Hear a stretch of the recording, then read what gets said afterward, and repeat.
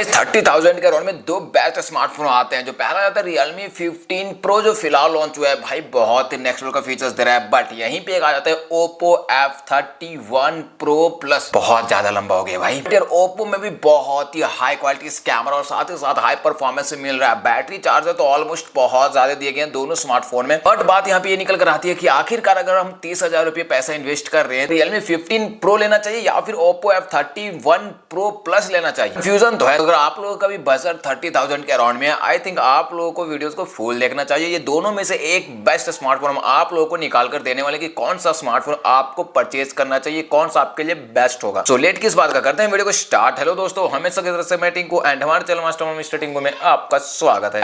Realme 15 Pro versus Oppo F31 Pro Plus दोनों smartphone आते हैं। दोनों के यहाँ पे डिजाइन दिखाते हैं। सबसे पहला तो देखो यहाँ पे फ्रंट में कुछ इस तरीके से दोनों का डिजाइन दिख रहा है। देन बैक सेटअप अगर देखोगे तो कुछ इस तरीके से दोनों का डिजाइनिंग ऑलमोस्ट दिख रहा है। परफॉर्मेंस रेटिंग चेक करते हैं तो Realme में Qualcomm Snapdragon 7 Gen 4 का प्रोसेसर दिया गया है। 2.8 GHz क्लॉक का स्पीड, 64 बीट 4nm का चिप देखने को मिल जाता है। Oppo में देखोगे तो Qualcomm Snapdragon 7 Gen 3 का प्रोसेसर देखने को मिल जाता है। 2.63 GHz क्लॉक का स्पीड, 64 बीट 4nm का चिप देखने को मिलता है। किसका परफॉर्मेंस बेस्ट है? बट उससे पहले यहाँ पे स्कोर चेक कर लेते हैं। का स्कोर 1 मिलियन प्लस निकल कर आता है और Oppo का भी 1 मिलियन प्लस निकल कर आता है। सो भाई ऑलमोस्ट देखोगे परफॉर्मेंस कोई खास फर्क देखने को नहीं मिलेगा। बट हाँ, बेटर परफॉर्मेंस अगर देखोगे तो Realme में दिया गया है। थोड़ा सा Gen 4 का दिया गया है, इसमें Gen 3 का दिया गया। दोनों में 8GB 12GB का ऑप्शन देखने को मिल जाता है। LPDDR4X पे दोनों में रैम दिया गया है। डिस्प्ले रेटिंग के लिए कौन सा बेस्ट हो सकता है? तो Realme में एमुलेट डिस्प्ले देखने को मिलता है, कर्व डिस्प्ले के साथ में 6.8 इंच के साथ और 1800 निट्स HBM ब्राइटनेस 144 हर्ट्ज का डिस्प्ले दिया गया है। Oppo में चेक करोगे तो एमुलेट दिया गया है 6.79 इंच के साथ में plus nits brightness 120 hertz refresh rate देखने को मिल जाता है। देखो भाई डिस्प्ले में कोई खास फर्क नहीं है, साइज भी एक जैसा ही है डिस्प्ले का। बट यहाँ पे सिर्फ रिफ्रेश रेट का फर्क दिया गया है, जो कि Realme में 144 हर्ट्ज का दिया गया, Oppo में 120 हर्ट्ज का दिया गया। बात करते हैं कैमरा क्वालिटी, इसके लिए कौन सा बेटर निकल कर आता है। सो Realme में 50 मेगापिक्सल 20x डिजिटल जूम के साथ में IMX 896 जो सोनी की तरफ से आता है, 50 मेगापिक्सल का अल्ट्रा वाइड कैमरा देखने को मिल जाता है। Oppo में चेक करोगे तो 50 मेगापिक्सल 10x डिजिटल जूम के साथ में OV50D सेंसर के साथ में 2 मेगापिक्सल का मोनो कैमरा देखने को मिल जाता है। तो चलो मैन कैमरा अगर देखो तो OV50 का सेंसर यूज कर रहा है Oppo भी। बट अगर मैन कैमरा में सेम क्वालिटीज भी लेकर के चलोगे ना तो फिर भी जो अल्ट्रा वाइड कैमरा आएगा उसमें Realme 50 मेगापिक्सल प्रोवाइड कर रहा है, जो कि Oppo सिर्फ 2 मेगापिक्सल दे रहा है। सो यहाँ अगर देखोगे तो भाई ऑलमोस्ट बैक के दोनों कैमरा में Realme ही आगे होता है। साथ ही साथ Realme में 20x का जूम देखने को मिल जाता है, जो कि Oppo में सिर्फ 10x जूम ही देखने को मिलता है। रिकॉर्डिंग में देखोगे तो भाई तो Realme में डील वीडियो रिकॉर्डिंग का ऑप्शन देखने को मिलता है, slow motion video HDR bouquets portrait videos का भी और वीडियो प्रो मोड का भी ऑप्शन देखने को मिलता है। बट Oppo में देखोगे तो ड्यूल वीडियो और स्लो मोशन का ही ऑप्शन देखने को मिलता है। फ्रंट में देखोगे तो भाई Realme 50 मेगापिक्सल का कैमरा देखने को मिल जाता है, बट Oppo में 32 मेगापिक्सल का देखने को मिलता है। सो ऑलमोस्ट देखो ज्यादा फर्क देखने को नहीं मिलेगा, क्योंकि Oppo भी एक कैमरा स्मार्टफोन है। इसका भी इमेज प्रोसेसिंग बहुत ही अच्छा रहता है। वीडियो रिकॉर्डिंग की बात कर लिया जाए तो Realme यहाँ पे 4K को 60 fps वीडियोस को रिकॉर्ड करेगा, Oppo 4K को 30 fps। Realme में 7 एमएच का बैटरी कैपेसिटी साथ ही 80 वाट का चार्जर देखने को मिल जाता है। Oppo में 7 एमएच का बैटरी कैपेसिटी और 80 वाट का इसमें भी सुपर फास्ट चार्जर देखने को मिल जाता है। सो बैटरी और चार्जर दोनों स्मार्टफोन में सेम दिया गया। स्टोरेज टाइप दोनों में UFS 3.1 देखने को मिल जाता है और USB Type-C दोनों स्मार्टफोन देखने को मिलता है। ऑन द स्क्रीन फिंगरप्रिंट भी दोनों स्मार्टफोन में देखने को मिलता है। ऑलमोस्ट सारे फीचर्स तो बताए दिए हैं, कुछ फीचर्स को छोड़ करके जो कि यहाँ पे आ जाता है। सबसे पहला वाटर रेजिस्टेंट, जो कि दोनों में IP68 IP66 और IP69 भी दिया गया। फीचर्स तो हम लगभग सारा बता दिए हैं, कौन सा बेटर होगा उससे पहले प्राइसिंग देख लेते हैं। तो Realme 15 Pro 5G का अगर देखोगे 8GB रैम 256GB स्टोरेज का तो प्राइसिंग निकल कर आता है 30,999 31,000 रुपए। साथ ही अगर देखोगे Oppo F31 Pro Plus 5G का 8GB रैम 256GB का स्टोरेज 32,999 33,000 रुपए। भाई 31 और 33 2,000 रुपए का डिफरेंट देखने को मिल जाता है। अगर यहाँ पे देखोगे कौन सा स्मार्टफोन बेटर है, सिंपल में समझा देते हैं कि भाई Oppo में कोई ऐसा फीचर्स नहीं दिया गया है जो कि Realme से बेटर निकल कर आता है। बट हाँ, Realme में ऐसा फीचर्स दिया गया है जो कि Oppo से बेटर निकल कर आता है। अब बोलो कौन से फीचर्स, तो भाई सबसे पहले यहाँ पे देख लो परफॉर्मेंस, जो कि Gen 4 का देखने को मिल जाता है Realme में, तो परफॉर्मेंस बेटर है। इसके अलावा देखोगे बैक कैमरा और फ्रंट कैमरा दोनों साइड Realme में 50 मेगापिक्सल का दिया गया है। सो ऑलमोस्ट यहाँ भी Realme बेटर हो जाता है। 4K को 60 fps पर वीडियोस को रिकॉर्ड कर रहा है, पोर्ट्रेट वीडियोस भी रिकॉर्ड कर रहा है। हाँ, अब बात की जाए आदि वाटर रेजिस्टेंट, तो दोनों स्मार्टफोन सेम है। अगर बैटरी और चार्जर देखा जाए तो दोनों स्मार्टफोन में सेम दिए गए हैं। बाकी स्टोरेज टाइप भी और USB Type-C वगैरह